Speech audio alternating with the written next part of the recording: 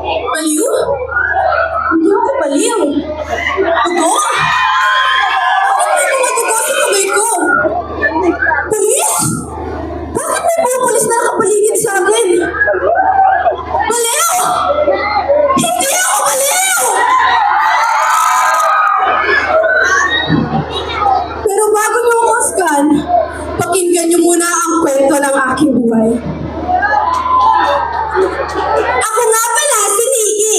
Tatlo kami magkakapatid. Si Kuya, ako, tas si Bunso. Mayaman kami dati. Pero ngayon, mas mahirap pa kami sa daga. Si Inay may sakit. Habang si Itay naman ay labas-pasok sa aming bahay. Isang pamilya magulo! Si Kuya, napalamunin, adik at lasenggo. Si Bunso na hindi ko alam kung ano ay ginahasan ng walang hiyang komitay.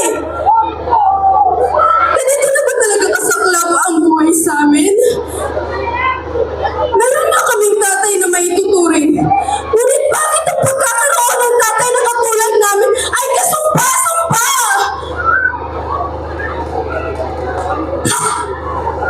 Baliw! Anak na kalas! Yan ang palagi kong naririnig sa mga nakakakilala sa akin. Nagsimula ito sang gabi.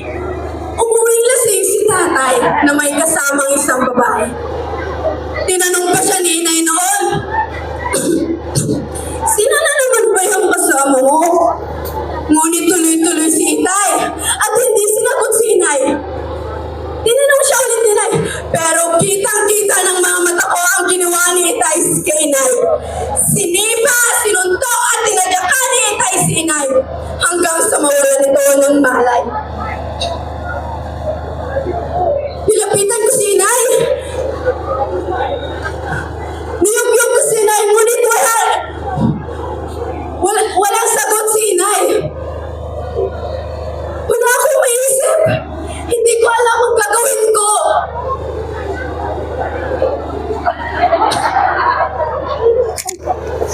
Dali-dali akong pumunta sa kusina. Sa kusina, rinig ko ang arutan ng dalawa. Agad-agad akong pumunta sa pinto. At lakas loob kong tinulak ang pinto. At walang sabi-sabing sinaksak ko ang aking tatay.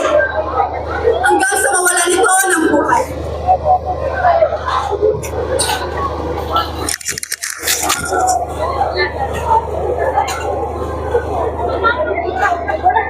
At walang sabi-sabing sinaksak ko ang aking tatay.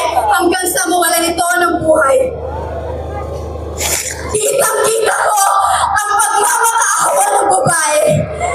Ngunit isa, dalawa, at maraming beses ko pa siyang sinaksak!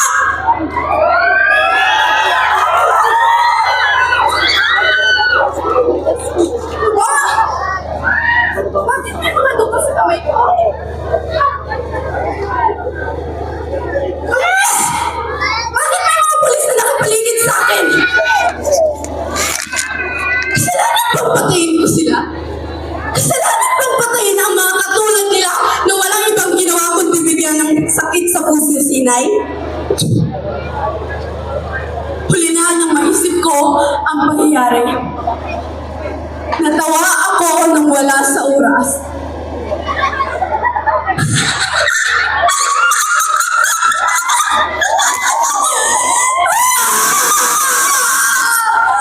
At tumagal rin ang maalala ko akong nanay. Sagutin niyo ako!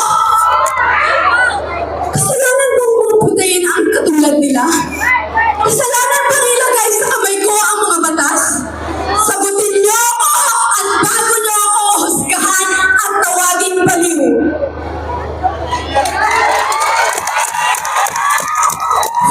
Thank you so much, candidate number 3.